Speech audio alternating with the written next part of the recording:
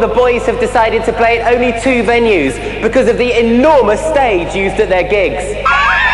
But the past 7 days haven't been easy due to the increasing stories surrounding the departure of Robbie Williams. Later, I'll be talking to Gary, Mark, Jason and Howard and finding out exactly how they feel about... Hey up, Toby. Hey Jace, how are you? Hey. Yeah. What's going off then? I'm just having a read through the fan mail, Toby. I'm a bit gutted actually. They've all got one each, all the lads. Right. And I haven't. And the only one without their names on has got the production and stage manager's name on, look. Oh, Jason. The production and stage manager. There must be one there somewhere for you in the SAG. Go and check through the other SAGs, there'll be one there. Where was I anyway? Yeah. We'll be finding out exactly how they feel about what's turning into the Take That scandal. Howard. Hello. I'm Matt. Go in the toilet. Gary. Over there with the girls, West End, who are a new group. And Jason's chatting her up. Got my girlfriends here, boys. I'll see you later. I'm not coming on stage tonight. Well, I'll show you the kitchens if you want. It's like school dinners, really. You sort of start at this end, get your plate, like you do at school. And you go along and you say, I love it there, and I love a bit of that, and a bit of that, and a bit of that. Very nice, very fun. You need to wash that plate now, my hand's a bit mucky. This is Tomo. Welcome to Washing Up World. That Gary guy, that singer, that band, man, yeah. 7. Tonight you'll see the show for the first time, and you'll understand why we can only take it to Manchester and London. We have the biggest indoor show ever seen in England with this show, and it takes us 3 or 4 days to truck it from one place to another.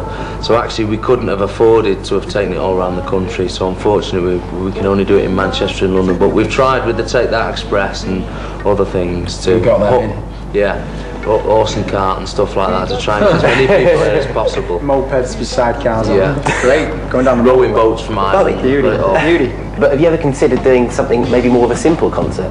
We actually love giving our all when we go on stage. And I think, speaking for all of us, if we'd come off stage not sweating and out of breath, we'd feel as if we hadn't given our best show. I mean, we like people to come along and be entertained. We're not just a band who stand there and play instruments or just stand and sing.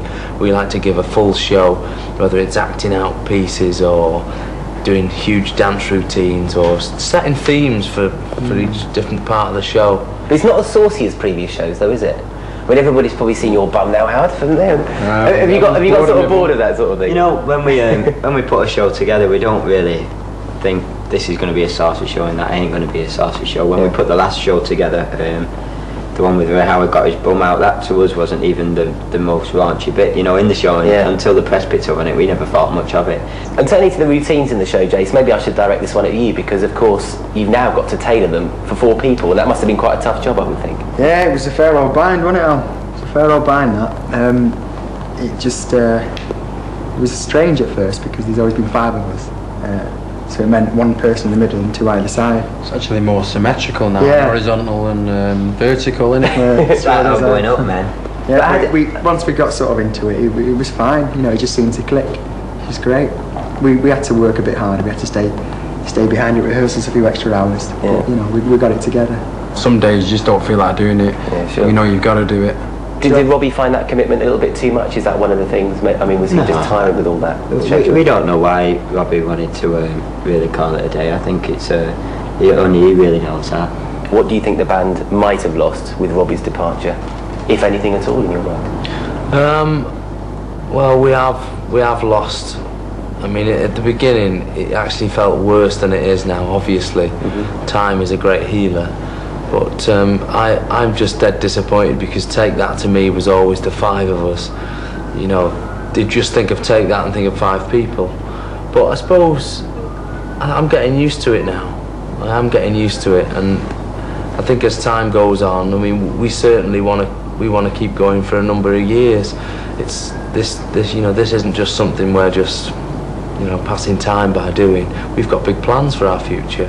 You know, we've got a good 3 or 4 year plan still, you know, between the 4 of us, that we want to succeed at.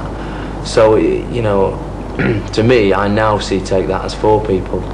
The departure of one of our friends has made this group of friends even closer and even stronger and even more determined, you know, so that's a positive way of looking at it, and that's the way we try and look at it. Have you ever felt, though, that you've had to try and compensate for any of the kind of the sort of fun, mischievous element that Robbie brought to the band? I think in a lot of ways, I mean, Rob was a really funny guy, but I actually think Howard and Mark's dead funny as well, and in a way, Rob was always overshadowing him, without any disrespect to Rob. You know, Rob's a really funny guy, but I don't think we've suddenly become unfunny and dead boring. And I think, you know, there's a certain amount of wit and humour amongst the four of us.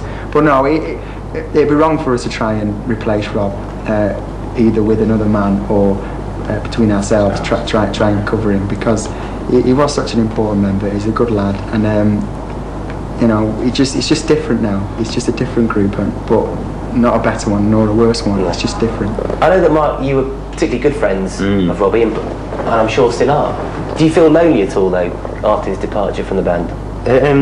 Robbie is missed by me. I definitely do miss Robbie, but I don't really feel any more lonely. I think you have to learn to make yourself happy and find out about yourself a lot more. I've had a bit more time to learn about myself since Robbie's gone.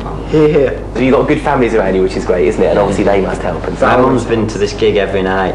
The other night I found her trying on my clothes after the show. She was running around in my boots, my relight boots. I had to slap her.